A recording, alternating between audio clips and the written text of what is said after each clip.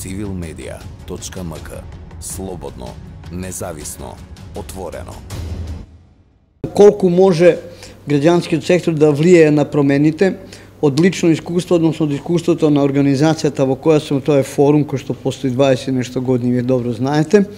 Низ еден пример каде што тргнавме од еден реален проблем на граѓаните во Македонија, тоа е функционирање на местна самоуправа во рамките на оние промени кои што се заговарат, нели, викаме реформи и така натаму, како еден од многу важните сегменти во реформа на локалната самоуправа.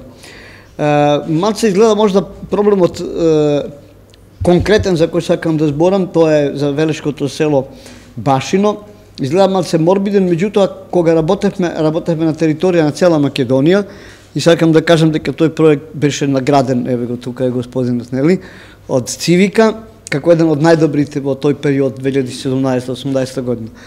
Значи, кога се сретавме на терен со луѓето, видовме во каков хаос уствари се наоѓа местната самоуправа во Република Македонија, и после 20 и нешто години луѓето беа многу благодарни што на некој му текнало да го отвори проблемот. И тој проблем сега баш влезен и во промените со кои се занимават институциите, а тоа Министерство за локална самоуправа. Имено како проблем има жителите со пробивање на аутопат, селските гробишта на селото Башино беа одсечени од селото.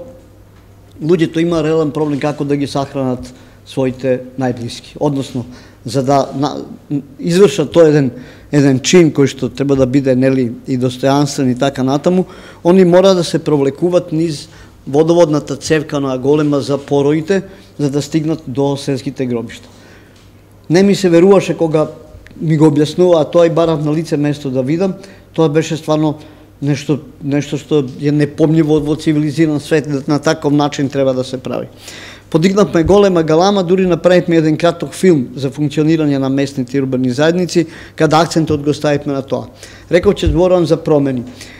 Сега кога возите на кај Велес, кога ќе поминете кај Башино село, десна страна на аутопат може да видите мала српска црквичка и од црквичка преко аутопат е изграден надвозник. Значи тој надвозник е изграден, да не кажам, за 3 месеца после она галама која што ние дигнавме и рековме дека е тоа катастрофална ситуација. Тоа е, сакам да кажам дека што е многу битно во функционирање на граѓанскиот сектор.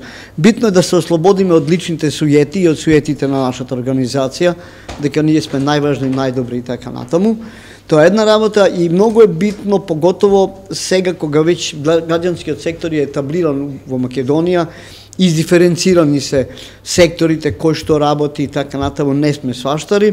Многу е битно умрежување. Тоа значајот на умрежување најдобро може да го покажува тренутно ова платформа на граѓански организации за борба против корупција.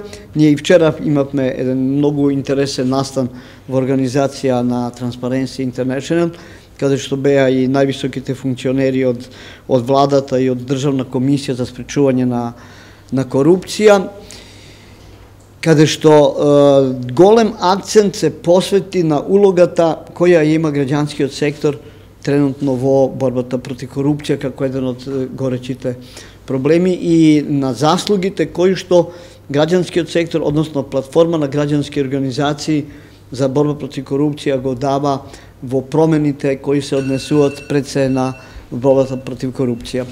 И она што е многу битно, тоа е да кога ќе заврши еден проект, не треба да кажеме да, овдека е точка, више немаме пари, донаторот толку имал, сега ќе оставиме и ќе работиме нешто друго.